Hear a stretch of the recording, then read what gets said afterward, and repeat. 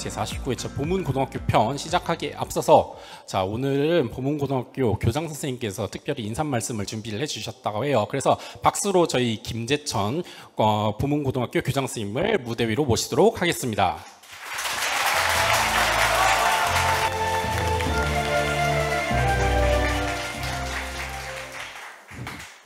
예, 반갑습니다. 하여튼 보문고 교장 김재천입니다.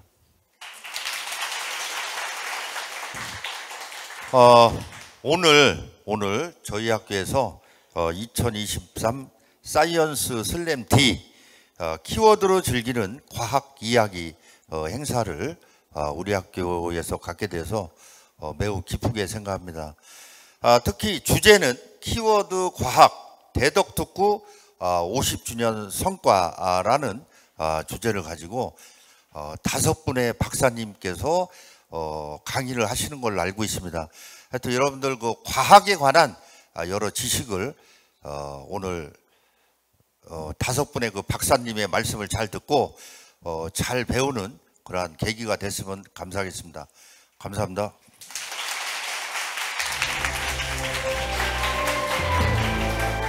네. 김재천 교장 선생님 말씀 다시 한번 감사드리고, 그러면 교장 선생님의 힘찬 코멘트를 받아서 오늘 사이언스 슬램디 진행을 해보도록 하겠습니다. 자, 오늘 보문고를 방문해 주신 5분의 박사님을 지금부터 무대 위로 모실 텐데요.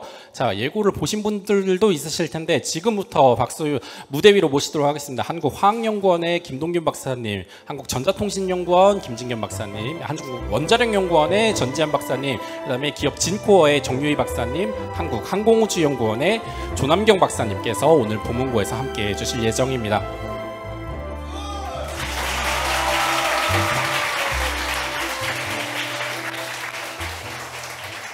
네, 오늘 제가 오면서 발표자를 한 번씩 역시나 다 봤는데 오늘도 재밌습니다. 그래서 박사님들께서 혹시 어떻게 준비를 하셨고 또 보문고등학교에서는 어떤 에너지와 지식을 주고 가실 예정인지 각오 한 말씀 제가 들어보도록 하겠습니다. 네, 안녕하세요. 한국화학연구원 김동균입니다. 사실 제가 학회에서 발표할 때 많이 떠는 편이 아닌데 오늘 발표를 준비하면서 굉장히 애를 많이 먹었습니다. 이게 10분 동안 발표를 해야 되고 어떻게 하면 쉽고 재밌게 설명할 수 있을까를 고민을 많이 해서 녹여내긴 했지만 좀 부족한 부분이 있으시더라도 아까 누구죠? 분위기 메이커 분께서 좀 띄워주시기 바라겠습니다. 네, 감사합니다. 예, 한국전자통신연구원의 김진경입니다. 여러분들이 이렇게 만나 뵙게 돼서 정말 반갑고요. 남학생만 있어서 그런지 에너지가 넘치는 것 같아요. 예, 오늘 5G 다음에 6G에 대해서 여러분들한테 잠깐 소개해 드리려고 올라왔습니다. 반갑습니다. 안녕하십니까. 한국원자력연구원의 전지한입니다. 저 오는데 살짝 떨리더라고요. 그래서 이게 이게 뭐지, 왜 긴장을 하지 그랬더니 그게 아니라 기대감 같아요. 예, 그래서 오늘 주제가 대덕특구 50년 성과라고 제가 들어가지고 저희 연구원에서 만든 그 성과가 어떤 의미가 있는지 그런 것을 중심으로, 테크니컬한 것보다도 그거 중심으로 좀 더 꾸며봤습니다. 좋은 시간 됐으면 좋겠습니다. 안녕하세요. 진코어에서 근무하고 있는 정유희입니다. 저 남고에 처음 들어와 보는 것 같아요. 너무 설레네요. 네, 오늘 제가 연구하고 있는 유전자 가위에 대해서 최대한 쉽고 재미있게 전달해 드리려고 노력해 보겠습니다. 감사합니다.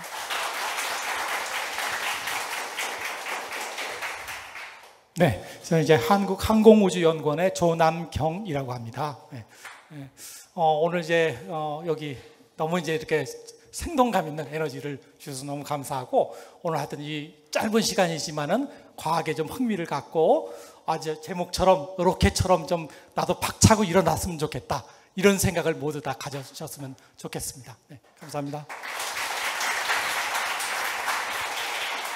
네, 5분의 준비 말씀 모두 잘 들었고요. 박사님들이 준비한 만큼 오늘 학생들도 많이 얻어가시길 바라면서 박사님들은 잠시 무대 아래로 모시도록 하겠습니다. 네, 그리고 화면은 다시 본 화면을 켜주시고, 자, 요대로 진행을 하지 않아요. 보통 뭐 이런 예능 프로그램이나 뭐 가요 경연이라든지 뭐 또는 오디션 프로그램 보시면은 순서가 되게 중요하거든요. 지금부터 순서 뽑도록 하겠습니다. 순서는 랜덤으로 뽑을 건데 준비해 주시길 바라고. 자, 어느 분이 포문을 열고 어느 분이 마무리를 해 주실 예정인지 볼까요? 김동균 박사님부터. 김동균 박사님이 그대로 1번입니다. 그대로 1번. 김진겸 박사님은 3번. 네, 김진겸 박사님이 3번. 그 다음에 전지현 박사님은 두 번째로 발표를 해주시면 되고요. 정유희 박사님은 오늘 순서 거의 그대로 나오네요. 네, 마지막 조남경 박사님께서 대미를 장식을 해주실 예정입니다. 네, 발표 순서는 지금 올라오셨던 순서에서 김진겸 박사님과 전지현 박사님만 순서가 바뀐다라고 보시면 되고, 지금부터 이제 진행을 할 텐데, 그러면 김동균 박사님부터 진행을 할 예정인데, 제가 뭐 박사님도 중간중간 퀴즈 내셔도 되시고, 자, 오늘 김동균 박사님이 준비를 해주신 그 주제가 황이에요. 황. 주기율표에서 황. 혹시 주기율표에서 황은 몇 번? 누구 손? 좋습니다. 이따 끝나고 인용 받아가세요. 좋습니다. 네, 16번 황에 대해서 여러분이 얼마나 알고 계신지, 모르는 건 뭐 또 뭐였고 또 어떤 가능성이 있는지 저희 김동균 박사님의 발표로 한번 들어보도록 하겠습니다. 그럼 박수로 첫 번째 발표를 진행하도록 하겠습니다.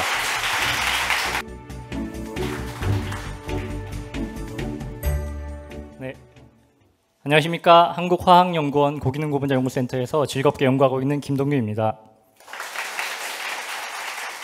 네, 방금 16번을 맞추셔서 진짜 깜짝 놀랐습니다.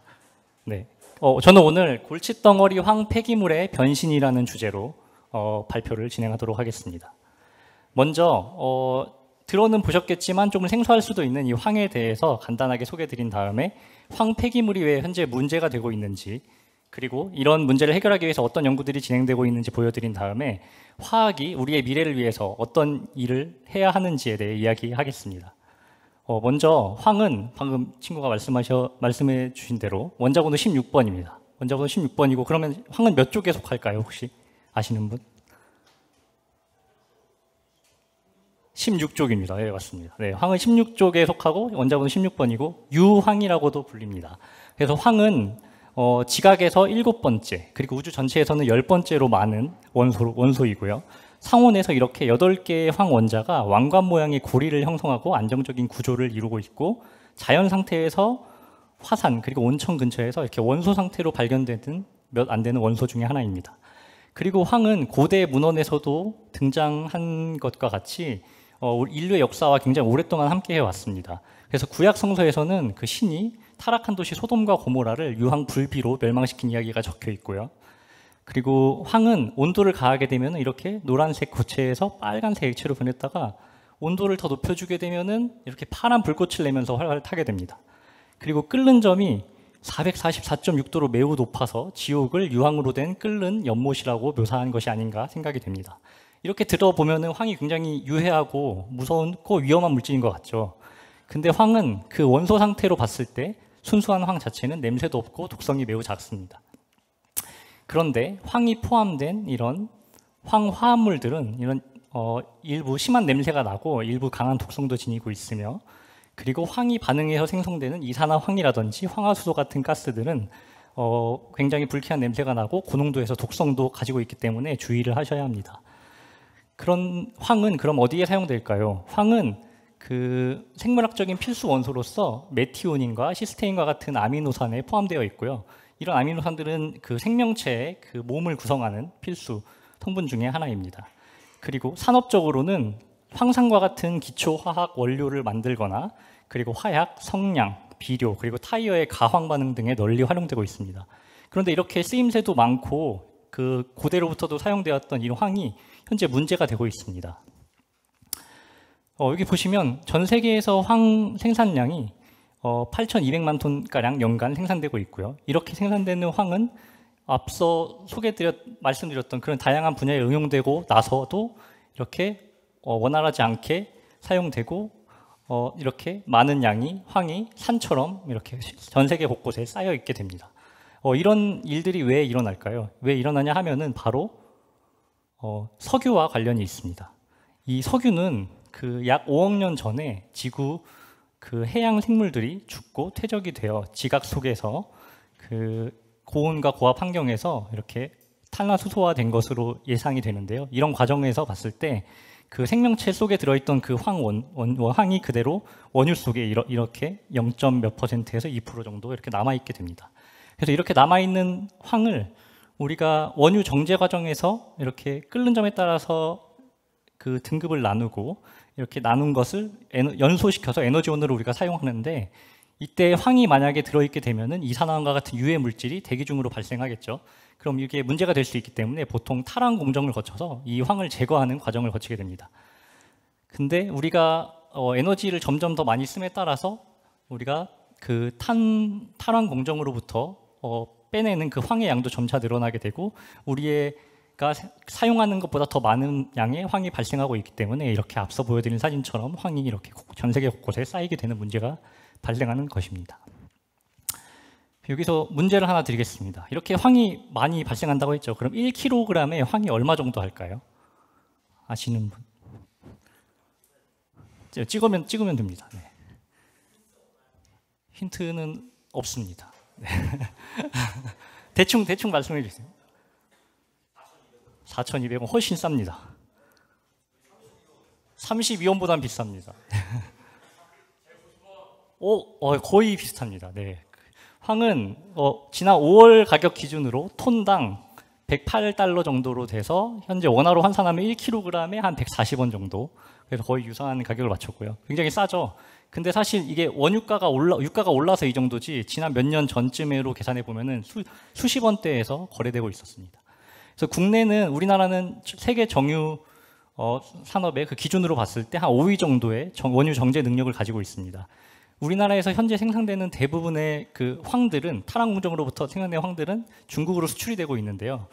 만약에 중국의 정유 산업이 점차 발전함에 따라서 우리나라에서 더 이상 황을 수입하지 않는다. 그러면 어떤 일이 생기냐면 바로 우리나라가 황 변비에 걸리게 됩니다. 황 변비에 걸려서 중국으로부터 더 이상 황이 나가지 못하고 우리나라 곳곳에 황이 쌓이게 되는 문제가 발생할 수 있습니다. 그래서 이를 해결하고자 이 저가의 황을 활용해서 고부가 가치 산업에 활용하는 연구들이 진행되고 있습니다. 오늘은 그중 하나인 적외선 투과 소재에 관련해서 말씀드리겠습니다.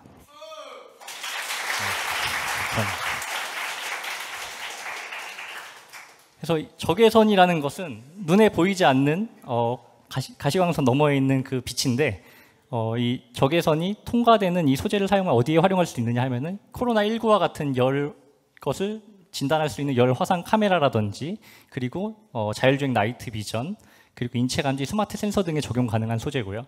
지금은 그 무기물 기반, 실레나 아연과 같은 게르마늄과 같은 그런 무기물 기반 소재를 활용해서 적외선 렌즈를 만들고 있는데, 대부분의 이런 원재료가 매우 비싸고요. 그리고 그 소재를 렌즈로 가공하는데도 또 많이 어렵기 때문에 이런 조그마한 렌즈 하나가 수만 원에서 수십만 원까지 거래가 되고 있는 실정입니다. 그래서 일단 황을 그럼 이쪽으로 적용해야 되는데, 그럼 어떻게 하느냐? 황은 기본적으로 이렇게 상온에서 고리 형태를 가지고 있다고 말씀드렸죠. 이게 120도 이상으로 온도가 올라가게 되면 이렇게 주황빛을 내는 액체 상태로 변하게 됩니다. 녹아서. 그런데 온도를 더 높여서 160도 이상으로 온도를 높여주게 되면 이렇게 황 라디칼이 발생하게 되고 빨간색으로 변하게 됩니다.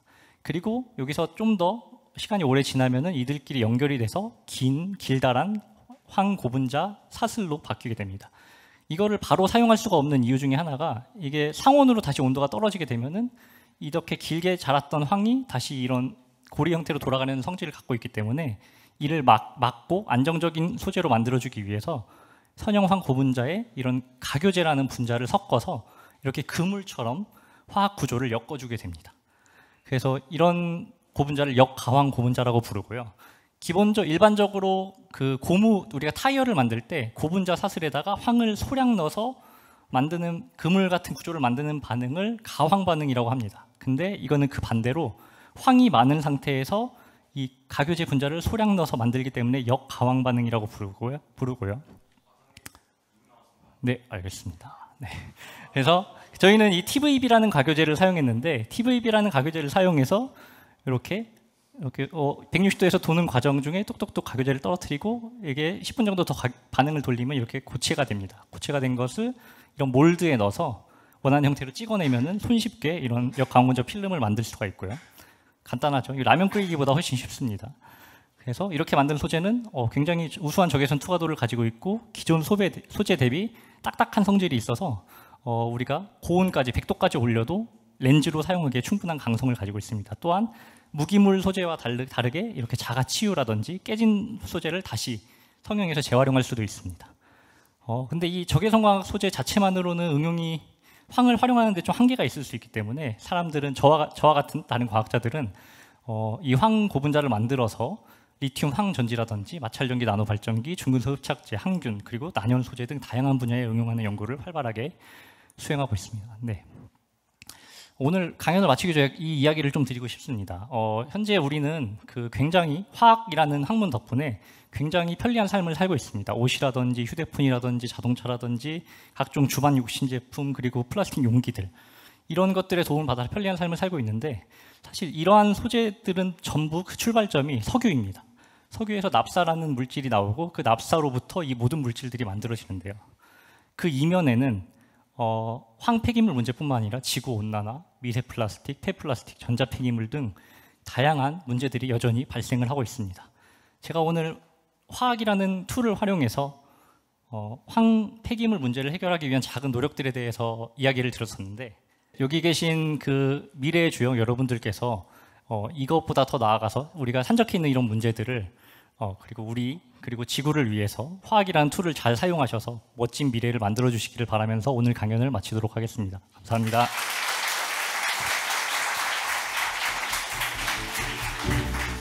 네, 여러분 황해에 대해서 잘 모르셨을 텐데 이 기회를 통해서 잘 알아가셨을 거라고 생각을 하고 아까 거의 150원 맞춘 학생 어디 있죠? 150원? 오케이, 끝나고 받아가시면 됩니다. 제가 상품 하나 더 드리도록 할게요. 마지막 잠시 두 번째 발표 이어지기 전에 혹시 화면 문제가 없을까요? 없으면 이제 진행을 하도록 하고 잠시 체크를 하고 가도록 하겠습니다.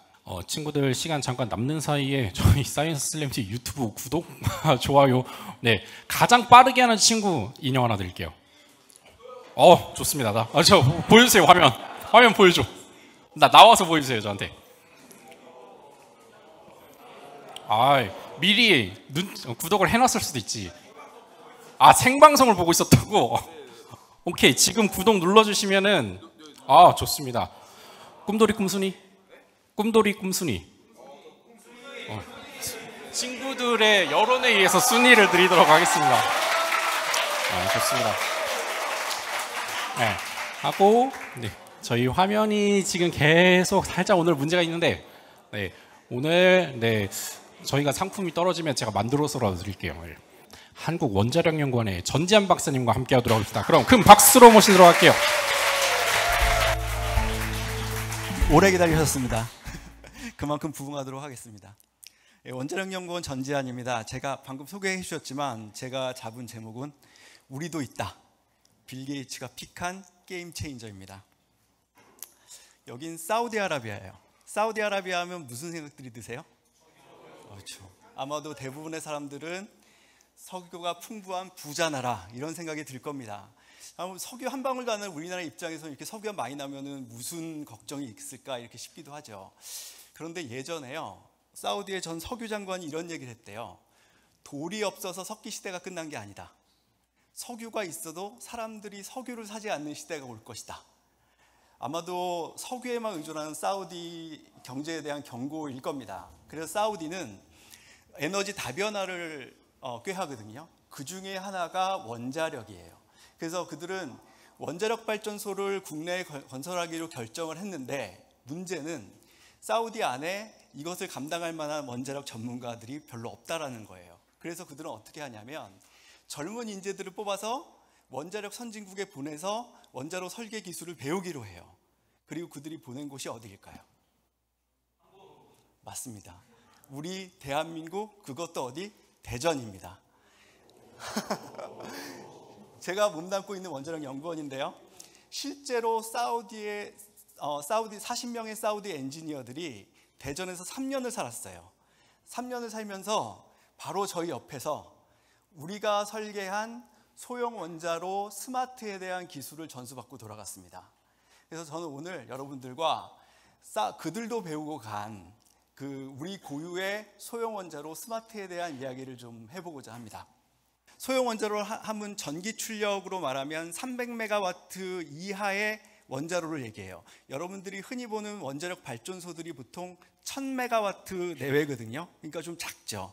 이게 사이즈가 작고 더 안전하다 보니까 대형 원전 발전소가 전기를 생산하는 거면 주도했다면 이건 활용도가 이렇게 넓어요.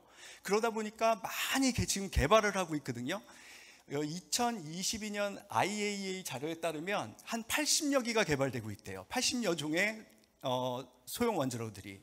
근데 대부분은 개념 설계 단계입니다. 우리 스마트도 그 안에 포함되고요. 이게 지금 대형 원전과 소형 원전을 소형 원자로를 좀 비교해 놓은 거예요. 이거 스마트인데요. 제가 조금 저쪽으로 설명을 드릴게요. 이게 대형 원자로인데요. 이게 바로 원자로입니다. 이게 좀 빔이 안 돼서. 이게 지금 원자로인데 이 안에서 핵분열 반응이 일어나면서 여기서 물을 뜨겁게 만드는 거예요. 그러면 이 라인을 통해서 여기 증기발생기 이렇게 뺑 돌거든요. 그러면서 그 뜨거운 물로 인해서 이 증기발생기 안에 있는 물을 끓여요. 그러면서 이 증기가 나가서 이제 터바인을 돌리고 발전기를 돌려서 전기를 생산하죠. 그러면 여기서 들어간 뜨거운 물은 에너지를 잃었기 때문에 찬물로 다시 원자로 들어오는 이런 것을 도는 거예요. 그게 바로 원자력 발전소의 원리예요. 그런데 우리 소형 원자로는 출력이 작잖아요. 그러니까 모든 기기들도 다 작겠죠. 그래서 우리가 생각한 아이디어는 뭐냐면 한 통 안에 이 기기들을 다 넣자 이런 거예요. 그러면 이게 좋은 게 뭐냐면 우리가 원자력 발전소 설계할 때 우리 머릿속에 상상 가능한 사고들까지도 안전하게 진압할 수 있도록 설계를 하거든요. 그 중에 하나가 뭐냐면 요 라인이 이것들이 깨지는 사고예요. 그럼 어떻게 되겠어요? 원자로 안에 있는 물들이 다 밖으로 다 나가겠죠. 그러면 원자로 안에 있는 뜨거운 해결료를 식혀주지 못하고 이제 문제가 생길 수 있는 거예요. 그러면 더 큰 안전계통이 필요하고 이렇게 되는 거예요. 그런데 소형 원자로는 모든 기기들이 다 통 안에 들어있기 때문에 이런 대형 배관이 아예 없어요. 그러니까 설계적으로 이런 사고가 날 수 없는 거예요. 그러니까 더 안전한 겁니다. 뿐만 아니라 이런 부품들을 공장에서 만들어서 현장으로 갖고 오거든요. 그러면 막 대형 용접 작업 필요 없이 그냥 여기서 현장에서 조립이 가능합니다. 굉장히 쉽게 이렇게요. 지금 통 보이시죠? 이 안에 기기들을 그냥 쌌습니다. 이렇게 쌓는 거예요. 증기 발생기 밖에 있던 것도 지금 이제 안으로 들어갑니다. 스마트 같은 경우는 8개의 증기 발생기가 안쪽에 박히고요. 그 다음에 해결료 노심을 지지해 줄 수 있는 통이 들어가고요. 그 다음에 유체를 안에서 회전시켜주는 펌프가 이렇게 옆으로 박힙니다. 그 다음에 제일 중요한 해결료 노심이 이제 들어가는 겁니다. 그 다음에 각종 계측 장비, 그 다음에 제어봉 같은 것들을 지지해 줄 수 있는 통들이 들어가고요. 마지막으로 뚜껑을 덮으면 끝납니다. 보시는 바와 같이 어떤 용접 없이 그냥 프레임지를 그냥 감아서 조여버리는 거예요. 이게 의미하는 바가 뭐냐면 원자로 건설 기간이 짧다라는 거예요. 그 얘기는 뭐냐면 원자로가 빨리 돈을 벌기 시작한다는 얘기도 같아요. 예. 그래서 우리 스마트는 다른 원자로보다 훨씬 일찍 개발을 시작했어요. 1997년부터 개발을 시작해서 2012년도에 표준 설계 인가라는 걸 받습니다. 그건 뭐냐면 국가에서 이 원자로의 안전성을 검증했다는 인증이에요. 이게 저희가 세계 최초로 표준 설계 인가를 받은 것이 바로 우리 스마트입니다. 스마트는 전기 출력 100메가와트급이거든요.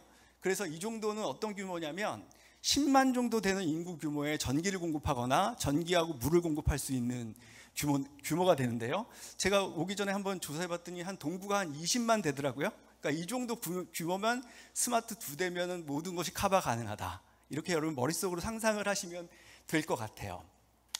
근데 우리가 표준 설계 인가를 언제 받았다고 했죠? 2012년도. 근데 문제가 하나 발생했어요. 2011년도에 사고가 하나 났어요. 요즘도 좀 유명하죠? 후쿠시마 사고가 발생했어요. 후쿠시마 사고 그러면은 사람들이 어떻게 생각하냐면 지진이 나서 원자로가 터졌어 이렇게 하는데 그건 아니고요. 후쿠시마 사고는 지진이 발생했어요. 그러면 지진이 발생하면 모든 원자력 발전소는 다 서야 됩니다. 정지를 해야 돼요. 근데 후쿠시마에 있는 원자력 발전소 전부 다 정지를 잘 했어요. 근데 원자력 발전소가 정지했다고 모든 게 해결되는 것이 아니라 우리가 난로를 끄면 어때요? 약간 열이 나오죠. 그걸 우리가 잔열이라고 하거든요. 근데 원자력 발전소도 정지를 시켜도 그 잔열이 나와요. 그럼 그걸 식혀줘야 돼요. 그래서 외부에서 펌프로 물을 집어넣어줘야 되는데 후쿠시마 사고는 그 쓰나미가 발생하면서 원자로를 물이 덮쳐버려요. 그러면서 그 펌프에 전기를 공급할 수 있는 전기 설비의 일부를 침수가 됩니다. 그러면서 전기를 못 받고 문제가 생겨버린 거예요. 우리가 스마트 표준 설계 인가를 받을 때 스마트도 사고가 나면 이렇게 펌프로 외부의 전기를 통해서 펌프로 물을 집어넣는 방식이었어요. 아, 이거 어떡하지? 좀 더 안전하게 할 수 있는 방법이 없을까 고민을 하다가 전기 말고 자연의 현상을 이용한 방법이 없을까라고 생각을 한 거예요. 그래서 만든 방법이 원자로보다 높은 곳에 물탱크를 두면 중력으로 물이 들어갈 수 있고 자연 대류로 냉각을 할 수 있는 거죠. 이거는 자연의 법칙이기 때문에 전기랑 전혀 상관이 없는 거예요. 그래서 지금의 스마트는 더 안전한 스마트가 됐어요. 그래서 이 모델도 지금 우리가 표준 설계 인가를 받고 있고 올해 마무리될 것으로 기대하고 있습니다. 그래서 원자력연구원에서는 지금 스마트를 한번 개발해 봤기 때문에 그 경험을 토대로, 감사합니다, 경험을 토대로 더 안전하고 더 경제적인 소형 원자로들을 개발하고 있어요. 이렇게 개발하고 있고요. 그런데 재밌는 사실이 하나 있는데요. 2019년도가 우리 연구원이 60년 된 해였어요. 60년 된 해였는데 과학기술정책연구원이라는 곳에서 발표를 하나 해요. 뭐라고 그러냐면 원자력연구원이 60년 동안 투자한 연구비가 한 10조 정도 된대요. 그런데 그것으로 인한 사회적 경제 효과가 164조랍니다. 근데 그런 성과를 이루어낸 기본에는 뭐냐면 원자력연구원에서 한국형 대형 원전 기술, 그 다음에 스마트 연구로 이런 원자로 설계 기술을 국산화시킨, 그것이 그 틀을 만들었다는 거예요. 제가 제목으로 우리도 있다 이렇게 잡았는데 우리 뭔지 아시겠죠? 우리도 있습니다. 이 기술을 우리 갖고 있어요. 근데 빌 게이츠하고 무슨 상관이냐? 요즘 가장 큰 이슈가 되는 게 기후 위기예요. 근데 기후 위기를 해결하려고 많은 사람들이 노력을 하고 있거든요. 그 중에 한 사람이 빌 게이츠예요. 근데 이 사람이 뭐라 그랬냐면 기후 위기 극복을 위한 게임 체인저가 하나 있는데 그게 뭐냐? 소형 원자로가 될 것이다. 그래서 이 사람이 회사를 만들고 나트륨이라는 소형 원자로를 개발하는데 돈을 투자합니다. 근데 우리도 그 기술을 갖고 있다는 거예요. 우린 더 이상 외국에 손을 내밀 필요가 없는 나라가 됐습니다. 그런데 이제 마지막으로 제가 사진 2장만 보여드리고 끝날게요. 이 사진은 오래됐죠. 1986년도에 찍은 사진이에요. 여기 가운데 이 사진이 어떤 사진이냐면 우리 연구원 선배들께서 미국에 원자로 설계 기술을 배우러 가기 전날 찍은 사진이랍니다. 가운데 뭐라고 써 있냐면 그러니까 반드시 설계 기술 자립. 이분들의 진짜 비장함과 의지가 느껴지는 대목일 거예요. 두 번째 사진은 아까 여러분 보셨던 사진이에요. 이분들이 떠난 지 정확하게 30년 뒤에 우리는 원자로 설계 기술을 배우러 가는 나라에서 원자로 설계 기술을 가르쳐 주려고 사람들이 배우러 오는 나라가 되었습니다. 저는 이 2장의 사진이 우리 원자력연구원 60년 역사의 성과를 대변해 주는 사진이라고 개인적으로 생각합니다.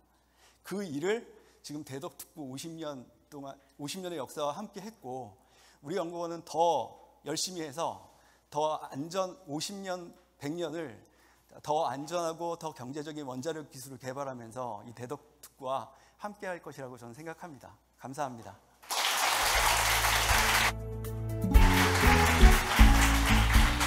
네.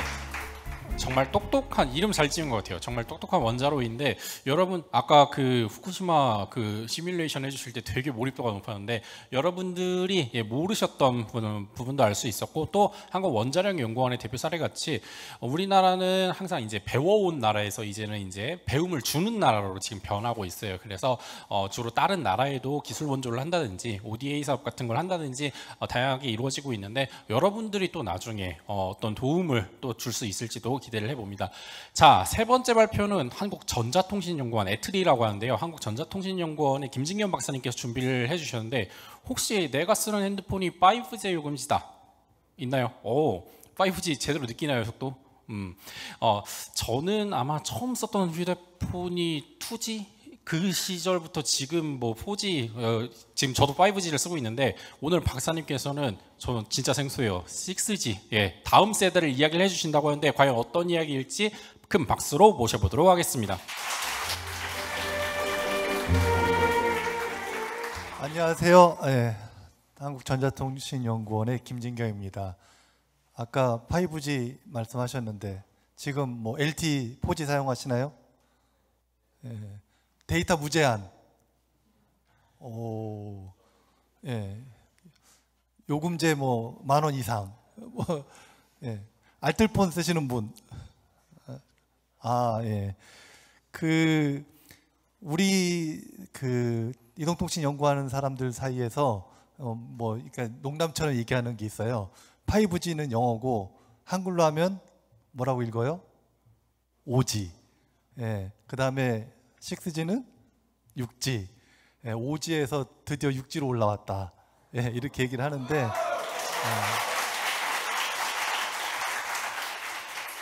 저는 이제 애틀에 입사했을 때 2G 개발부터 시작해서 지금 5G, 이제 6G 하고 아마 제가 퇴직할 때 되면 이제 7G 돼서 이제 얘기 나올 것 같아요. 오늘 여러분들하고 6G에 대해서 간단히 설명을 드리도록 하겠습니다. 예, 먼저 6G 이동통신에 대해서 설명드리고 두 가지 저희들이 생각하고 있는 도전에 대해서 설명드리도록 하겠습니다. 6G는 올해 ITU라고 하는 그 국제 표준을 만드는 그 단체에서 IMT 2030이라고 지금 23년이잖아요. 2030년도를 목표로 해서 그 공고안을 개발을 했습니다. 그래서 좀 설명을 드리면 지금 6G라고 하니까 과학하는 사람도 이런 것들 많이 생각을 해요. 6개의 그 핵심 아이디어가 있습니다. 첫 번째, 여태까지 우리가 경험했던 것보다 훨씬 더 몰입해서 데이터 전송 속도를 높여가지고 마치 내가 어디에 있든지 그 자리에 있는 것처럼 느낄 수 해주는 그 몰입에 관한 거. 그 다음에 두 번째는 뭐 수술을 한다든지 뭐 이럴 때 거리가 많이 떨어져 있으면은 그것도 빨리빨리 그 다음에 안정적으로 수술을 할 수 있도록 해줘야 되잖아요. 그래서 즉시성하고 안전성에 관련된 내용이 있고, 그리고 이제는 여러분들 휴대폰만 가지고 다니는 게 아니라 뭐 블루투스 장치도 가지고 다니고 집에 또 여러 가지 많은 전자기기들이 다 통신에 연결이 되어 있잖아요. 그거 관련돼서 대량의 장치들을 연결하는 그런 기술들을 개발을 하고 있습니다. 그리고 이번부터 이제 3가지가 새로 추가됐는데, 요즘 다 아시는 것처럼 인공지능 시대잖아요. 그래서 통신에도 인공지능을 접목하는 그런 부분에 대한 연구가 진행될 예정입니다.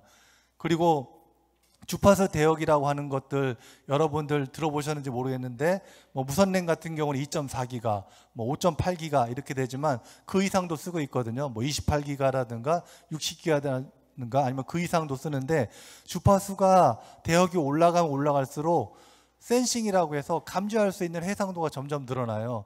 그래서 여러분들이 움직이는 움직임도 무선 전파로 감지를 할 수 있어요. 그래서 이 사람이 서 있다든지 쓰러졌다든지, 심지어는 여러분들 지금 심장이 이렇게 두근두근 하면서 뛰잖아요. 이것까지도 무선 전파로 감지할 수 있습니다. 그래서 이쪽 분야의 센싱이라고 하는 감지 부분에 대해서도 연구를 진행할 예정입니다. 그리고 마지막으로 이제 아까 말씀드렸는데 5G, 6G 되어 있는데 6G뿐만 아니라 이제 공간에서도, 그래서 뭐 비행기를 탄다든지 아니면 하늘에 떠 있는 드론이라든지 이런 것도 다 통신을 할 수 있도록 해주는 게 6G의 그 목표라고 보면 됩니다.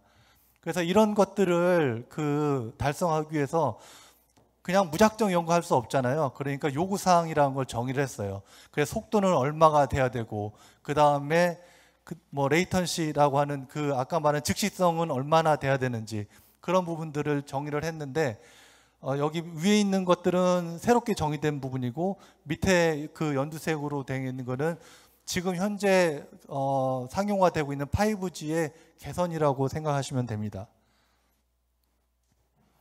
근데 사실 오늘 말씀드리고 싶은 부분은 이제 여기부터 시작이에요.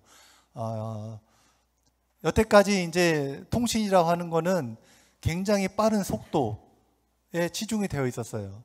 그래서 얼마나 빨리 보내는 게 그 서비스의 성공 목표였습니다. 그런데 그거를 가능하게 했던 거는 여러분도 혹시 아시는지 모르겠는데 애플의 스티브 잡스라고 하는 분이 아이폰을 가지고 나오면서 여러분들 지금 쓰는 폰들이 다 그 이후로 바뀐 거예요.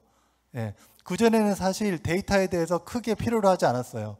음성만 되고 그 다음에 간단하게 문자만 보내면 됐는데 스티브 잡스라는 사람이 폰을 하나 딱 들고 나오면서 여기에서 인터넷도 할 수 있고 여기에서 동영상도 볼 수 있고 여기에서 음악도 들을 수 있고 이러다 보니까 갑자기 데이터가 엄청나게 많이 인터넷상에서 뿐만 아니라 무선 통신에서도 사용이 되기 시작했습니다.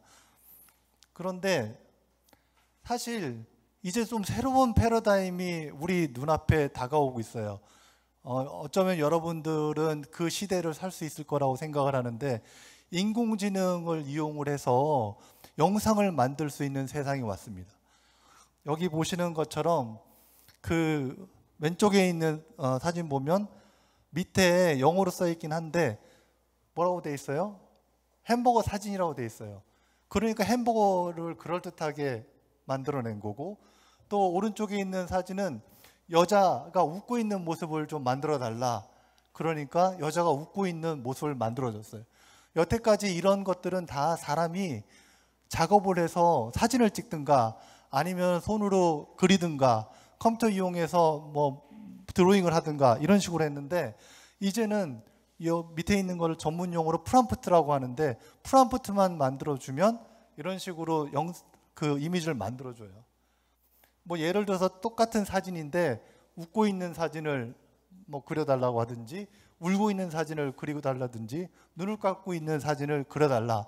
그러면 인공지능이 이런 사진들을 그려주고 우리한테 결과물을 내줘요. 그린다고 생각하는데 이걸 보면은 1단계에서부터 25단계를 거치면서 고양이가 그려지는 걸 볼 수 있어요. 예. 이것들은 사실은 인터넷에 많은 수많은 데이터를 가지고 와요. 그래서 그 가지고 온 고양이 사진 중에서 일부를 추출을 하고 그리고 거기에다가 똑같은 그 그림을 만들면 안 되잖아요. 그러니까 확률이라고 하는 것들을 도입을 해요. 그래서 거기에 예를 들어서 DNA가 돌연변이가 일어나는 것처럼 데이터상에서 돌연변이가 일어나게 만들어져요. 그러면 이 세상에 없던 그럴싸한 그림이 만들어지는 거예요. 네. 이게 프롬프트입니다. 여기 위에 보면 파란색 부분은 이런 식으로 만들어 달라고 하는 거고 밑에 네거티브 프롬프트는 이런 거는 좀 빼줘 이런 거예요. 이런 식으로 기술을 다 해주면 이미지가 만들어져요. 이 이미지는 사람이 그린 게 아니에요. 컴퓨터가 그린 거예요. 네. 이거는 2015년부터 2020년 동안 그 과기정통부에서 데이터를 통계를 낸 겁니다. 보시면 굉장히 많은 부분들이 비디오라든가 웹포탈이라든가 멀티미디어라든가 이런 쪽으로 사용이 되고 있어요. 그런데 아까 방금 설명드린 것처럼 프롬프트를 이용하게 되면 이 많은 데이터들이 필요가 없게 되는 거죠. 예. 그러면 여태까지 스티브 잡스라는 사람 때문에 데이터가 폭발을 해서 어마어마하게 많은 데이터들을 필요로 했는데 이제는 반대로 데이터 축소 시대예요. 예, 불러주면 내 손에 있는 핸드폰이 그 영상을 만들어주는 거예요. 자, 아까 그 처음 타이틀에 더더더더더라고 되어 있는데 이게 뭔지 아는 사람? 이게 무슨 의미일까요? 이거 혹시 음주단속 할 때 이거 많이 한번 보셨을 거예요. 부르라고 자, 안 부르니까 더더더더더더 하면서 하잖아요.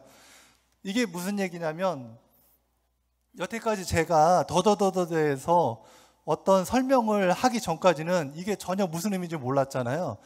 자, 이제 통신에서 클로드 세넌이라는 분하고 웨런 웨버라는 두 분이 통신의 이론적 백그라운드를 1949년도에 만드셨어요. 그래서 데이터를 보낼 때는 소스에서 대상으로 가는데 송신기가 있고 거기에 잡음이 끼는데 그 잡음을 제거하고 수신기에서 원래 메시지를 복원하는 게 통신의 기본입니다. 그런데 이거를 그냥 좀 더 디테일하게 설명을 드리면 이렇게 해요. 정보 소스가 이거예요. 이 일을 어떻게 하면 좋아? 소스 코딩을 한다는 거는 데이터를 압축을 하는 거예요. 예, 경상도 사투리는 우야노, 예, 충청도 사투리는 멋져. 예. 그러면 이거를 실제로 보낼 때는 잡음을 고려해서 데이터를 보내야 되니까 여기다가 더 많은 데이터를 실어요. 그래서 예를 들어서 똑같은 단어를 3번씩 반복하는 거예요. 근데 잡음에 그러면 이제 신호는 원래 바이너리로 날아가야 되는데 지금은 간단히 그냥 신호로 봅니다. 잡음이라고 하는 부분은 자, 여기 위치에 잡음이 생겼어요. 그러면 수신 신호에 우자 우 이렇게 잡음이 껴 있잖아요. 그러면 채널을 다시 디코딩할 때는 이런 그 잡음을 다 걷어냅니다. 그래서 원래 신호가 나오고 그리고 소스 코딩으로 통과를 하면 우리가 원래 보내려고 했던 데이터들이 나오는 거죠. 여기에 말씀드리고 싶은 거는 이제는 데이터를 보낼 때 의미를 전달하는 그런 데이터를 전달하는 수준이 됐다는 거예요. 여태까지 기계가 바이너리 데이터를 보내는 거에만 초점이 맞춰져 있는데 이제는 그렇지 않다는 거죠. 예. 심볼을 정확하게 보내느냐, 비트를 정확하게 보내느냐가 여태까지 목표였으면 앞으로는 의미를 어떻게 전달하느냐, 예, 그 부분이 중요합니다. 그래서 프롬프트를 아까 말씀드렸는데 프롬프트에 대한 의미를 전달을 제대로 할 수 있으면 그러면은 우리가 원하는 효과를 얻을 수 있는 거죠. 그래서 비트 전송 시대였는데 이제는 어떻게 돼요? 의미를 전달하는 시대가 됐어요. 그래서 어떻게 하면 통신을 하는데 바이너리 정보를 보내는 것도 중요하지만 원래 의도했던 의미를 보내는 것도 하나의 축이 될 수 있다라고 말씀드리고 싶습니다. 예, 여기까지고요. 하나가 있습니다. 예, 잠깐 보여드리면, 예, 이미지 이게 현존하지 않아요. 예, 만들어진 이미지예요. 예, 만들어진 겁니다. 요거 클릭 한번 해주시겠어요? 예. 옆에 클릭해 주세요.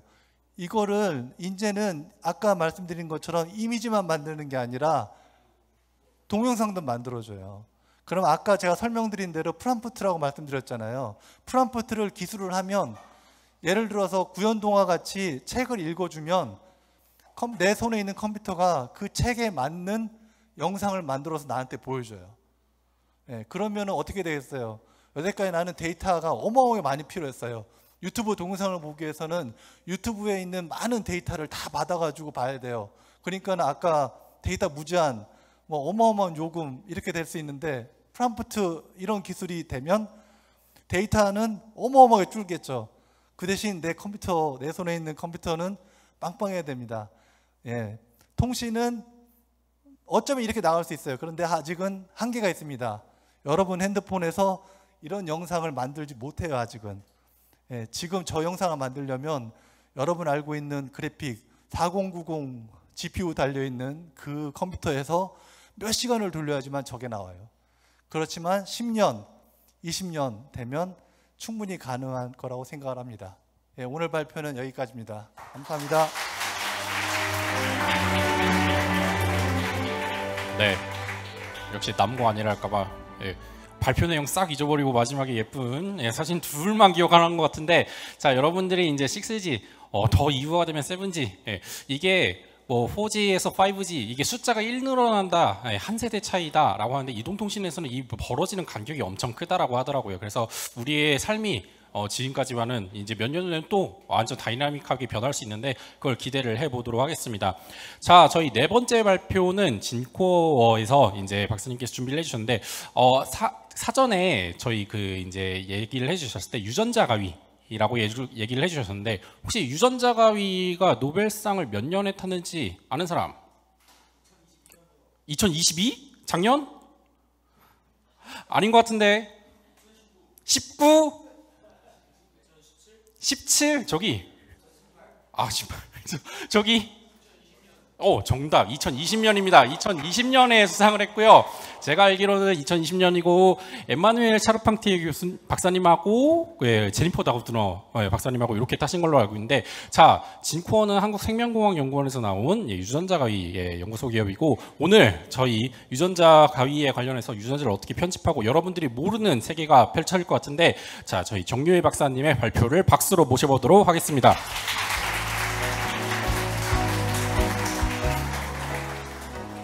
안녕하세요. 저는 생명공학연구원 안에 위치하고 있는 진코어라는 회사에서 근무하고 있는 정유희입니다.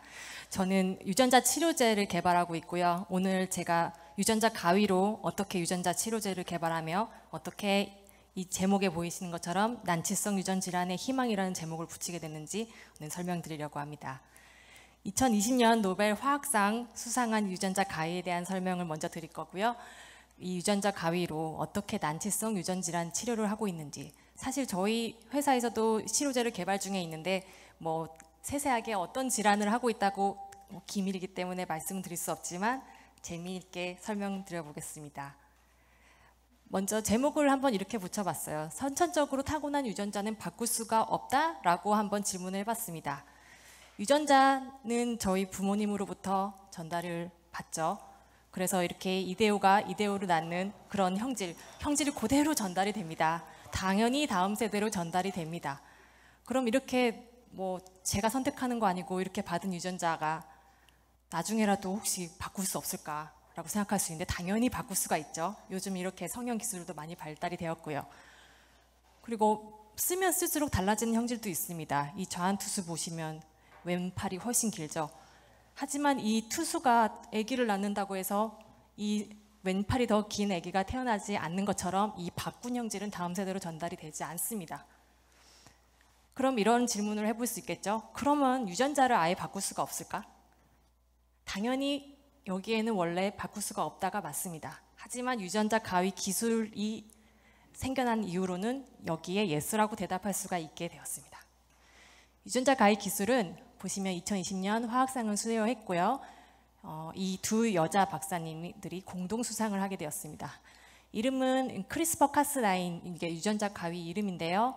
이게 이름이 굉장히 긴데 앞 글자만 따서 CRISPR 이렇게 해서 크리스퍼가 되었고, 일정한 간격을 두고 분포하는 짧은 회문의 반복이다라고 되어 있어요. 회문이 뭐냐면 이 기러기, 우영우, 토마토 이것처럼 계속 반복해서 나오는 글자가 있는 그런 단어나 뭐 그런 걸 얘기하는 거죠. 그래서 왜 회문이 들어갔는지 다음 슬라이드에 설명드릴게요.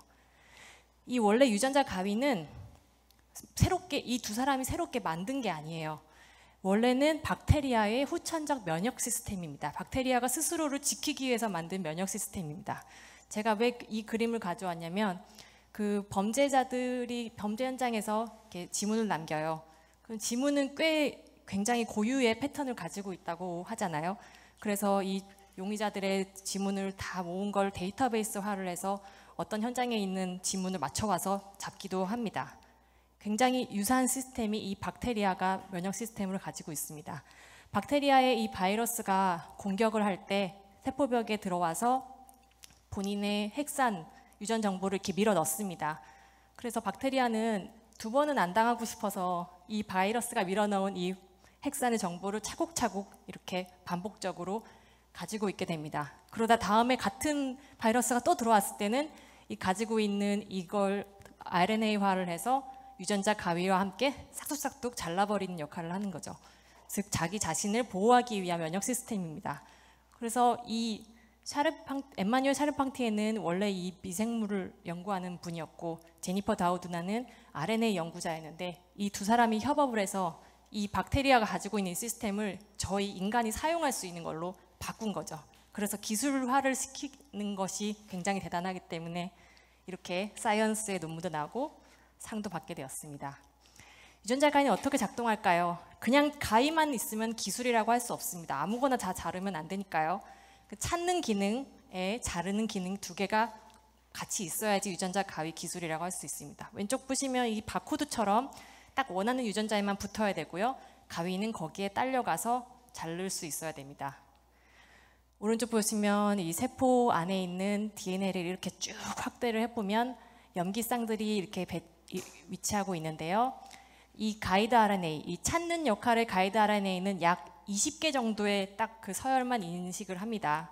굉장히 짧은 것 같지만 이 20개 길이의 가이드 RNA 특이성은 약 1조분의 1 정도 되기 때문에 생각보다 이 가이드 RNA가 굉장히 정교하게 타겟을 찾아간다고도 볼 수 있겠죠. 말씀드린 이 유전자 가위가 어떻게 작동하는지 한번 보시면요. 이 초록색이 유전자 가위 단백질이고요. 가이드 RNA가 결합된 상태로 타겟을 찾아갑니다. 그래서 이중 나선의 DNA에서 딱 맞는 그 부분을 찾아냈고요. 지금 바코드를 삑 찍고 있는 장면입니다. 그래서 이 부분이 맞구나라고 알고 유전자 가위가 부위를 인식한 다음에 잘라내게 되죠. 그럼 이렇게 잘라내게 되면 이대로 존재는 할 수 없습니다. 인간은 이렇게 복구 기작이 있기 때문에 다시 이어져야 되는데 있는 과정에서 꼭 뭐 완벽하게 이어지기도 하지만 뭐 몇 개가 유실되고 많게는 몇십 개 정도 유실되기 때문에 절단이 중간에 뻥 뚫린 그런 결과를 가지고 오게 됩니다.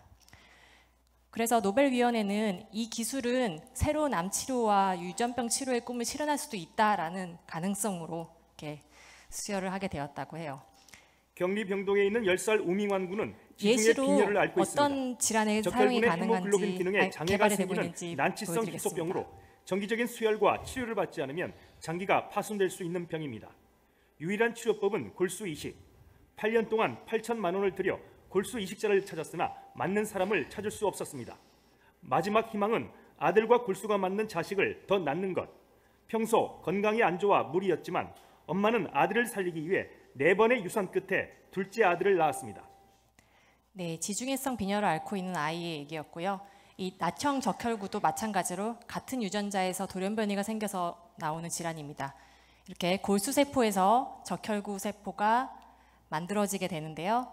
이 적혈구 안에는 헤모글로빈이 있죠. 그래서 온몸을 돌아다니면서 산소를 조직으로 전달하는 역할을 하는 것이 적혈구입니다. 지금 산소를 전달하고 있는 모습이에요. 그런데 이 헤모글로빈을 구성하는 베타글로빈이라는 유전자에 딱 하나의 염기가 다른 걸로 바뀌었을 뿐인데 구조 이상이 생겨서 이렇게 적혈구 세포가 이상하게 바뀌죠. 그래서 혈관에서 이렇게 뭉침 현상이 나타나는데 결과적으로 이렇게 생긴 세포는 오래 살지 못하고 한 10일 이내에 다 파괴가 됩니다. 그래서 결과적으로 이 혈관 내에 적혈구 숫자가 굉장히 많이 떨어져서 일상생활이 불가능하고 평생 수혈이나 뭐 이런 처치가 필요한 상황입니다. 그래서 이러한 수혈이나 뭐 항생제, 진통제는 뭐 증상 완화할 뿐이고요. 골수 이식이 사실 답인데 일치자가 찾기가 굉장히 힘들죠. 아까 그 아이도 일치자를 못 찾아서 엄마가 동생을 낳으려고 애를 쓴다고 하지 않았습니까? 그러면 유전자 가위로 어떻게 치료를 할 수 있는지 한번 전략을 볼까요? 아까 적혈구 안에 있는 알파 체인과 베타 체인이 있는데 베타 체인에 지금 돌연변이가 생겼다고 말씀을 드렸습니다. 베타 체인은 보통 한 생후 3개월부터 이제 만들어지는데요. 아기 때는 감마 체인이 만들어져서 이 헤모글로빈을 구성하는데 한 3개월 정도 있으면 베타 체인으로 바뀌게 됩니다. 그런데 이 방금 보신 두 가지 빈혈은 두 개의 베타 체인이 다 망가져 있는 상태입니다. 그래서 유전자 가위로 베타 체인을 다시 원래로 돌려놓는 거는 사실 조금 힘들고 어떤 방법으로 했냐면 이 아기 때 사용했던 감마 체인을 다시 살리는 방법으로 이 감마 체인이 아기가 태어나서 그 글로빈 양이 감소되지 않도록 이것의 조절 부위를 유전자 가위로 없애버리는 거예요. 그래서 유전자 가위로 이 부분을 없앨 경우에는 감마 체인이 생후 3개월 후에도 감소되지 않고 쭉 존재하기 때문에 베타 체인이 망가지더라도 정상적인 작동을 할 수 있게 만드는 겁니다. 현재 이게 앞으로 저희가 만날 수 있는 세계 최초의 유전자 가위를 이용한 치료제입니다. 엑사셀이라고 하고요. 미국의 버텍스와 아까 그 상 받은 샤르팡티에 박사가 창업한 회사에서 공동 개발한 건데요. 지금 현재 임상도 성공적으로 진행이 되었고 올해 말에 나온다고 합니다. 그런데 가격이 얼마일까요? 178억 원이라고요. 물론 이제 보험 뭐 적용이 되면 조금 싸겠지만 정말 비싸죠. 그러니까 이게 그만큼 절실하게 필요한 사람이 있다고도 생각이 되고, 그 다음에 세계 처음 이거밖에 없다는 것 때문에 이런 약가가 산정되지 않았을까 싶습니다. 네. 이 외에도 헌팅턴 무도병, 혈우병, 레버 선천성 흑암시, 샤르코마리투스 외 아주 다양한 유전자에 문제가 생겨서 생기는 그런 질환의 치료제를 개발이 활발하게 많이 되고 있습니다. 마지막으로 유전자 가위가 극복해야 될 문제점 잠깐 언급을 드리면요. 지금까지 말씀 들으신 걸로는 굉장히 꿈의 기술 같잖아요. 여전히 극복해야 될 부분이 많이 존재를 합니다. 첫 번째로 오프 타겟을 조심해야 됩니다. 아까 1조분의 1 확률로 타겟에 붙는다고 하지만 저희가 원하지 않은 중요한 유전자를 망가뜨리면 큰일 나기 때문에 이 정교성을 높이려고 계속 기술 개발을 하고 있는 중이고요. 두 번째로 우리 몸에 유전자 가위가 들어오면 외부 물질이 들어오는 거잖아요. 이 크리스퍼 단백질은 뭐예요? 박테리아의 단백질이죠. 들어왔을 때 면역 독성 문제가 있을 수 있습니다. 그래서 이 부분은 최소화할 필요가 있고요. 마지막으로 윤리적 문제가 있습니다. 지금 아직 위험성이 있기 때문에 인간 배아세포로 연구하는 거는 금지되어 있고 규제가 있어요. 그런데 이 중국에서 이 규제를 뛰어넘어서 그 에이즈에 면역이 있는 쌍둥이 아이 둘을 배아세포를 조작해서 태어나게 했어요. 그래서 이분은 결국 징역형을 받았다고 알고 있습니다. 그래서 아직은 이렇게 위험한 기술이 발전 단계에 있기 때문에 이런 엄격한 규제와 감시가 필요할 것으로 생각됩니다. 네, 저는 이 유전자 가위가 인간에게 유용한 방법으로 쓰였으면 좋겠고요. 무엇보다 생명을 살리는 길로 많은 기술 개발이 되었으면 좋겠습니다. 들어주셔서 감사합니다.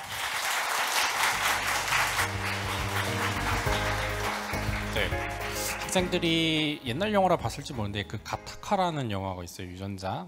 그 형제가 유전자가 달라가지고 그거를 뛰어넘는 얘기인데 이제는 그 영화 속에서 나왔던 게 실제로 이루어질 수도 있고 그게 또 긍정적으로 작용을 해서 질병을 치료한다든지 콤플렉스를 없애나든지 이런 용도로 쓰일 수 있는데 좀 가까운 미래라고 생각을 하고 여러분들도 관심 있게 봐주시면 좋을 것 같고 아까 2020년 맞춘 친구도 저한테 끝나고 오도록 합니다.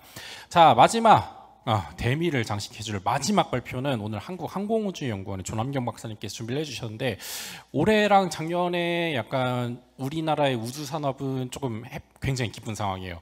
약 3개월 전인데 누리호라는 한국형 발사체가 발사가 됐는데 혹시 몇 월 며칠인지 기억하시는 분? 제가 약 3개월 전이라고 했어요. 약 3개월 전? 16일보다는 조금 더 27일 뒤에 아까 21일, 24일도 아니에요. 저 뒤에 20 아니야. 아니야. 24일 나왔는데 여기 정답입니다. 5월 25일에 네, 누리호가 발사를 했고요. 그 다음에 8월 7일 조금 전인 8월 7일은 다누리의 발사 1주년이었어요. 달을 다 누리고 와라. 다누리의 발사 1주년이었는데 그만큼 우리나라가 세계 7번째로 위성을 발사할 수 있는 나라가 되었는데 그만큼 많은 노력이 있었던 우주산업에 대한 이야기를 들어볼 수 있을 것 같고 또 여러분들이 그냥 로켓 발사했네 라고 생각을 할 수가 있는데 거기에 묻어져 있는 과학자들의 노력과 기술을 살펴볼 수 있는 마지막 발표, 보문고의 마지막 발표를 큰 박수로 모셔보도록 하겠습니다.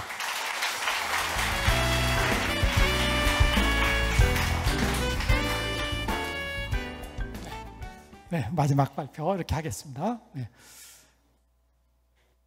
자, 먼저 이제 로켓에 대해서 말씀을 드리려고 그러는데 로켓의 원리에 대해서 조금 말씀을 드려야 되겠습니다. 이제 혹시 아이자크 뉴턴 아시죠? 네, 아마 다 아실 것 같은데 아이자크 뉴턴이 만류인력 법칙을 발견했는데 저 학교 다닐 때는 사과가 떨어지는 걸 보고 만류인력 법칙을 발견했다. 이런 얘기 혹시 들어보셨어요? 들어보셨구나. 그런데 뉴턴이 진짜 고민했던 거는 사과는 지구가 끌어당겨서 떨어지는데 저 달은 왜 안 떨어지고 계속해서 돌고 있을까 하는 그게 고민이었습니다. 그래가지고 아주 그 고민을 하면서 이제 이렇게 산책을 하다가 문득 떠오른 그림, 바로 이 그림, 뉴턴즈 캐논이라는 그림입니다. 그래서 높은 산에 이렇게 대포를 쏘는 건데 뭐 쉽게 그냥 야구공 던진다고 생각을 하시죠. 자, 야구공 던지면 어떻게 될까요? 가다가 떨어지지 않습니까? 자, 조금 더 세게 던졌어요. 그럼 어떻게 되겠어요? 그렇죠. 더 멀리 가가지고 떨어지죠. 자, 여기까지는 다 알아. 자, 그런데 여기서 이제 그 다음에 인류 역사를 바꾼 생각을 하게 돼. 창의적인 생각을 해야 돼. 우리 저 보문고 학생들 다 이런 생각 좀 했으면 좋겠어. 자, 엄청나게 세게 던지면 어떻게 될까요? 엄청나게 멀리 나가죠? 자, 그런데 엄청나게 멀리 가면 어떤 일이 벌어지냐? 여기 한번 보세요. 엄청나게 멀리 가면은 지금 이 바닥이 평평해 보이죠? 그러나 엄청나게 멀리 가면 이 바닥이 내려가요. 왜? 지구가 왜 내려갈까요? 지구가 정답 짱 바로 그겁니다. 지구가 내려. 그러면은 지구 바닥도 내려가는 거하고 공이 가다가 지구가 끄니까 내려가겠죠? 그거하고 쌤 똑같으면 어떻게 되겠어요? 안 부딪히고 계속해서 돌죠. 이렇게 계속해서 돌죠. 바로 이겁니다. 그래서 이걸 발견하고 유레카를 외치고 만류인력 법칙을 이제 발견을 했답니다. 자, 그러면은 그럼 아주 세게 돌면은 이렇게 지금 지구하고 부딪히지 않게 이렇게 계속해서 도는데 그럼 아주 센 그 속도가 있어야 되겠죠? 그 속도가 얼마인지를 찌콥스키라는 사람이 이제 계산을 했습니다. 자, 그래서 얼마냐? 초속 8km 정도, 지구적에도 초속 8km 정도. 초속 8km면은 여기서 서울까지 한 몇 초 정도 걸릴까요? 한 20초 정도면 충분히 가죠. 그런 이제 빠른 속도를 만들면은 인공위성이 계속해서 돌 수 있다. 그리고 한 초속 11km 가면은 지구를 탈출합니다. 그래서 자, 그러면 목표가 정해졌습니다. 지금 이런 초속 8km 속도를 만들면 됩니다. 그럼 어떻게 만드느냐? 자, 이게 이제 누리호 지금 궤적인데 두 가지 방법이 있어요. 자, 몇 가지? 두 가지밖에 안 돼. 자, 첫 번째는 뭐냐?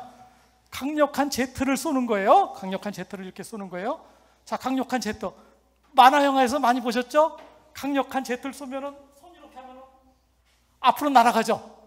로봇 많이 보셨잖아요. 강력하게 제가 방구를 강력하게 쏘면은 앞으로 날아가죠. 바로 그게. 그러니까 쏘는 거 반대 방향으로 날아가는 거예요. 강력한 제트를 쏘는 거. 자, 두 번째는 뭐냐? 다이어트. 자, 가벼울수록 우리 저 그네 같은 걸 밀어도 가벼운 애기가 타면은 확 밀면은 팍 올라가. 근데 저같이 좀 뚱뚱한 사람 하면은 밀어도 잘 안 올라가. 다이어트 해야 돼. 그러니까 자, 그래서 강력한 제트를 이렇게 쏘죠. 일단 이제 강력한 제트 쏘면 이제 올라가서 가속이 돼요.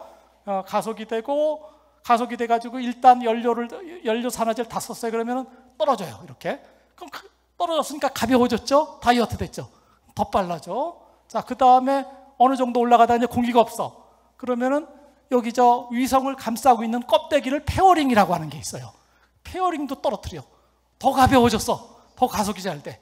자, 그래가지고 쭉 올라가서 이제 2단도 이제 이렇게 또 분리를 하고 연료하고 산화제 다 쓰면 분리를 하고 3단도 마찬가지고 하고. 그래서 자, 1단은 발사대에서 0km, 지상 0km에서 초속 2km로 2단은 이어달리기 하는 거야.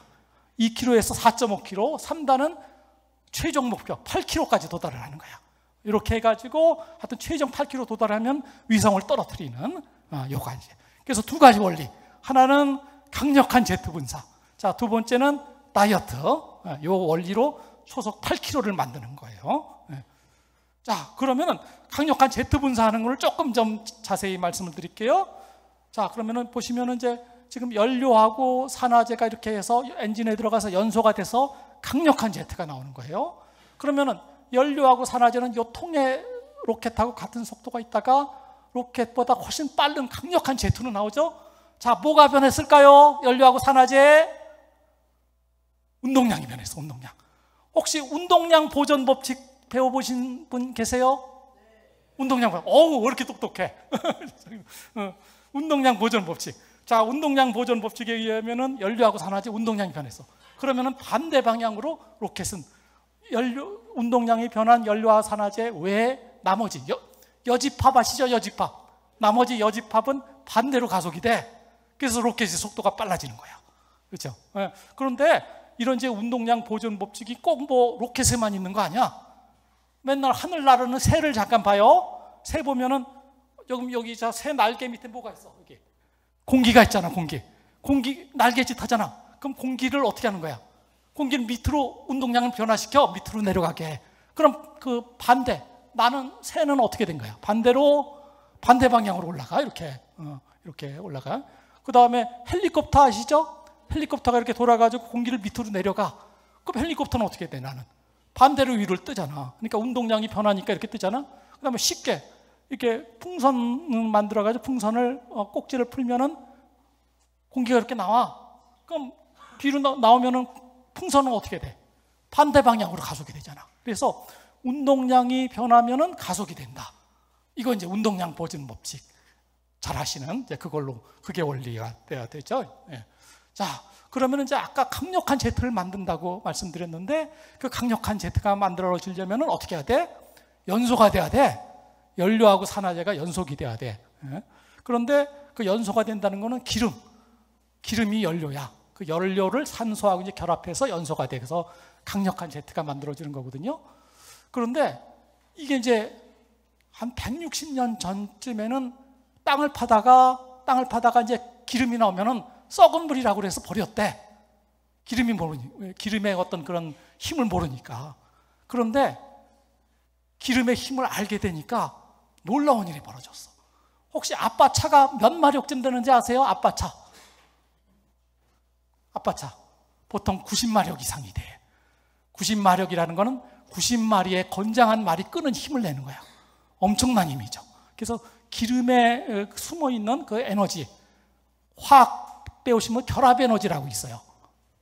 원자들끼리 결합한 결합 에너지가 발현이 됐을 때 그런 이제 그 말 90마리가 끄는 힘도 나타내고, 또 똑같은 그런 기름을 가지고 보잉 747 400명의 승객을 또 이제 미국까지 보낼 수가 있어. 또 이제 로켓을 우주까지 보낼 수가 있고. 그래서 오늘 제가 좀 꼭 드리고 싶은 말씀이 이 말씀이야. 이 저 기름에 숨어져 있는 힘이 우리 보문고 학생들하고 똑같아. 옆에 친구 좀 감사해. 옆에 친구 보면 별로 힘이 없는 것 같잖아. 그런데 그 잠재력이 들어갈 때는 이런 엄청난 일을 하는 거야. 그래서 얼마나 결합 에너지를 갖고 있을지 몰라. 근데 그 잠재력을 드러냈을 때 땅을 박차고 올라갈 수가 있는 거야. 네, 그래서 이제 요거 조금 한번 틀어주시죠. 네. 저희 나로우주센터에서 이런 엔진 시험을 해서 이렇게 강력한 제트가 발생을 했고, 자, 그럼 엔진이 어느 정도 됐다 그러면은 다음 거, 네, 자, 4개를 묶고 엔진을, 그래서 누리호 1단을 구성을 하는 거야. 그럼 1단을 구성을 하는데 또 이제 연소가 되면서 이렇게 엔진이 조금씩 움직이면은 방향을 조절하는 거야. 처음에 발사돼서 발사할 때는 수직으로 이렇게 서 있죠. 근데 최종적으로는 이렇게 지구하고 평행이 돼야 돼. 그러니까 엔진을 조금씩 이렇게 방향을 바꾸는 거야. 그렇죠. 자, 그 다음에 그 다음에 세 번째, 그렇게 되면 이제 1단 다 됐으니까 이제 발사대에 1단, 2단, 3단을 조립해서 발사하는 거야. 강력한 제트를 분사해서 이렇게 올라가죠.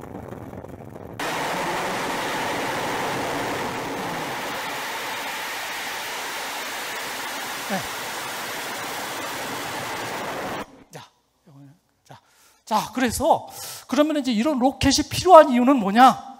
이 3가지로 말씀드릴 수 있어. 첫 번째는 뭐야? 위성을 궤도에 투입해야 되잖아. 위성을 궤도에 투입하면은 아까 말씀하신 이제 통신도 할 수가 있고, 내비게이션도 할 수가 있고, 지구 촬영도 할 수 있어. 그래서 이제 굉장히 이제 뭔가 많은 일을 할 수가 있고, 두 번째가 중요해. 제가 볼 때는, 자, 지금 이제 그 범선 17세기 보면은 범선을 타고 아메리카 대륙을 찾아가서 서구의 열강들이, 그런 나라들은 지금 다 선진국이 돼 있어. 마찬가지야. 뭔가 아메리카 대륙으로 나갈 수 있는 범선이 있어야 돼. 그래서 우주로 나가서, 지금 미지의 세계지만 나가서 우리나라와 인류의 유익한 걸 찾아내야 돼. 근데 그건 뭐 나갈 수 있는 게 있어야 되잖아. 그게 뭐예요? 바로 로켓이야. 그렇죠? 자, 그 다음에 세 번째는 우리 김정은이 알죠? 김정은이 많이 하는 로켓은 지금 인공위성도 발사하지만은 모두 대륙간 탄도미사일, 핵폭탄을 투하를 해. 그렇죠. 그러니까 똑같은 기술이야. 근데 이제 자꾸 이제 속이고 있죠. 어떤 이제 그 핵폭탄 이렇게 하면서 이제 인공위성 발사한다. 그래서 두 가지. 그래서 우리 다시 말해서 우리가 누리호를 발사할 수 있는 힘이 있다 그러면은 러시아나 중국이 우리나라를 못 건드려. 아, 왜? 아, 쟤네는 로켓을 발사해? 그럼 대륙간 탄도 미사일을 해서 우리 모스크바나 베이징을 때릴 수 있는 능력이 있구나. 아, 안 되겠다 하고 이제 건드리질 못해. 그 세 가지 목적으로 이렇게 되겠습니다. 네. 자, 그다음에 네. 자, 그래서 우리 하여튼 제가 말씀드리고 싶은 건 딱 아까 말씀드렸어. 자, 내 안에 있는 아까 그 연소 할 때 말씀드렸죠. 내 안에 있는 잠재력을 드러내서 로켓처럼 팍 차고 올라가는 그런 여러분들이 되셨으면 좋겠습니다. 이상입니다.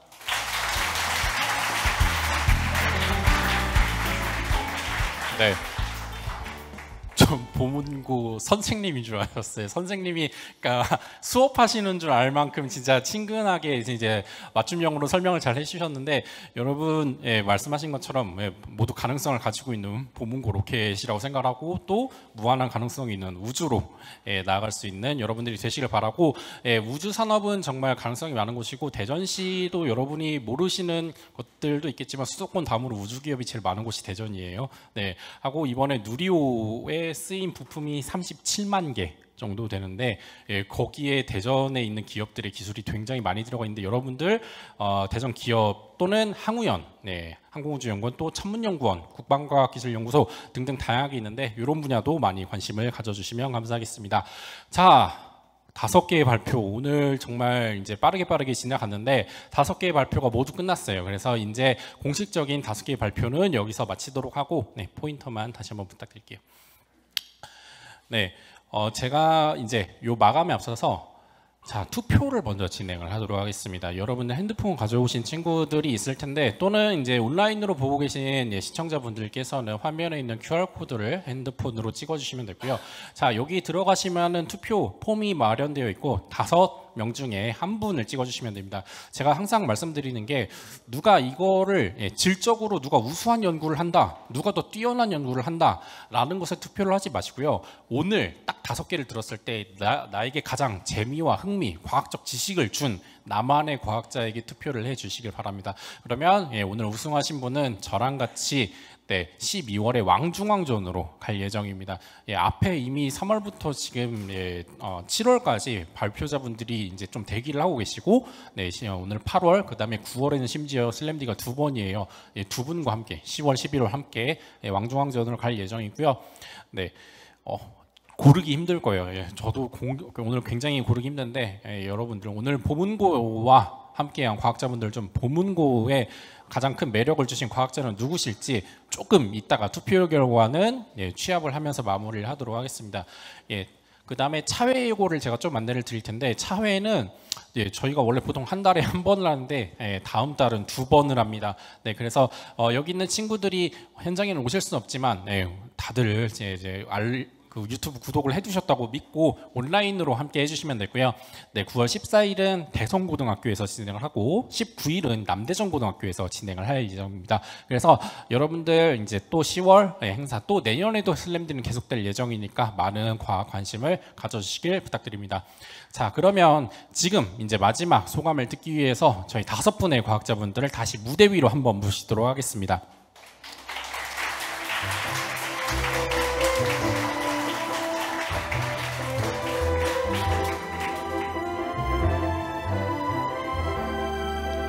네, 5분이 처음에 올라오셨을 때랑 표정이 달라지셨어요. 너무 홀가분하신 분들도 계실 테고 아니면은 살짝 이거 못해서 아쉬워라고 해서 아쉬움을 가지신 분들도 계실 텐데 과연 오늘 어떠셨는지 저희 김동균 박사님부터 소감 한 말씀 들어보도록 하겠습니다.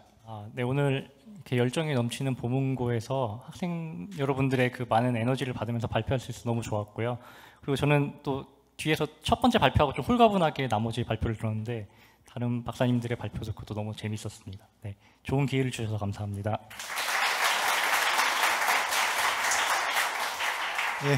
여러분들 그 귀한 시간 저한테 10분 할애해 주셔서 너무나 감사드리고요.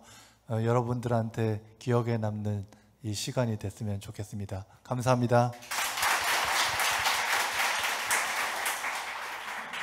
처음에 여기 왔을 때 저희가 앞에 앉아 있었거든요. 근데 뒤에 앉으라고 하시더라고요. 뒤에 앉으니까 되게 좋았습니다. 여러분들이 쫙 보이는데 갑자기 그런 생각이 들었어요.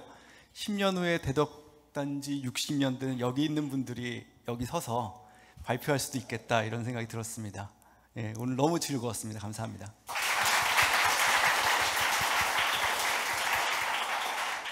네, 아무래도 과학 얘기다 보니 조금 지루하지 않을까 걱정을 좀 했는데요. 발표하면서 여러분들 눈을 다 쳐다봤는데 눈빛이 다들 반짝반짝 빛나시더라고요.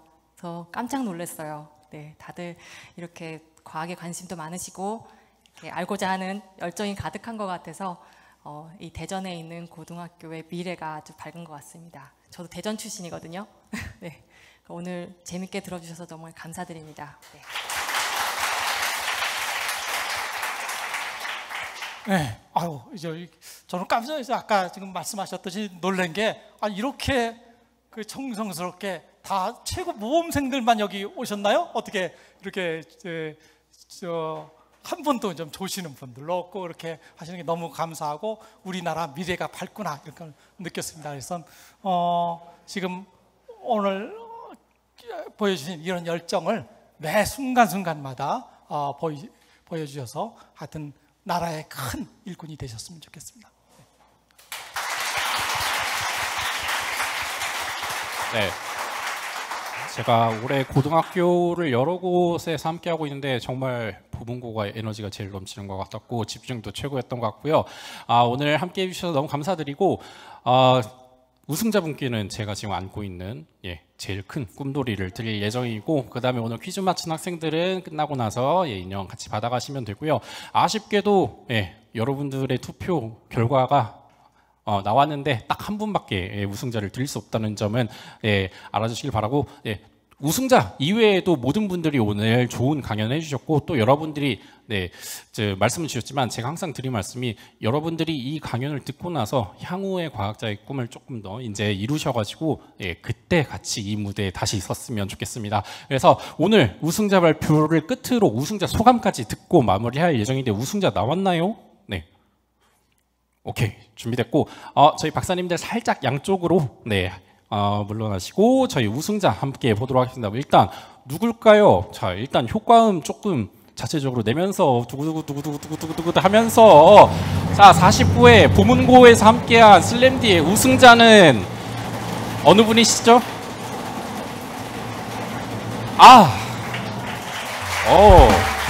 축하드립니다.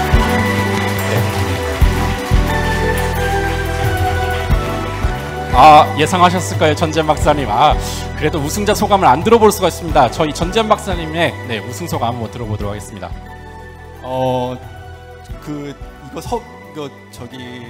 오라 그래서 전화 통화를 했는데 전화해 주신 분이 이거 마지막에 뭐 1등을 뽑는다 그래가지고 뭐 별걸 다 한다 뭐 그런 생각을 했는데 오늘 아침에 와이프한테 나오면서 뭐 이런 게 있다고 했더니 주제를 듣더니 그런 얘기를 하더라고요. 너무 핫하니까 포기하고 잘하고 와라. 그런데 너무 감사합니다. 덕분에 좋은 인연 감사합니다. 다시 1열로 올라와 주시고 저희 오늘 보문고에서 함께한 제49회 슬램디의 우승은 저희 전지현 박사님의 우승과 함께 또 다른 4분의 과학자분들의 열띤 강연과 함께 잘 마무리가 되었고요. 전지현 박사님은 저와 함께 12월에 왕중왕전에서 뵙도록 하고 여러분들께 마지막 감사 인사드리면서 오늘 보문고에서 함께한 사이언스 슬램디 마무리하도록 하겠습니다. 그러면 모두 함께 인사드리도록 하겠습니다. 감사합니다.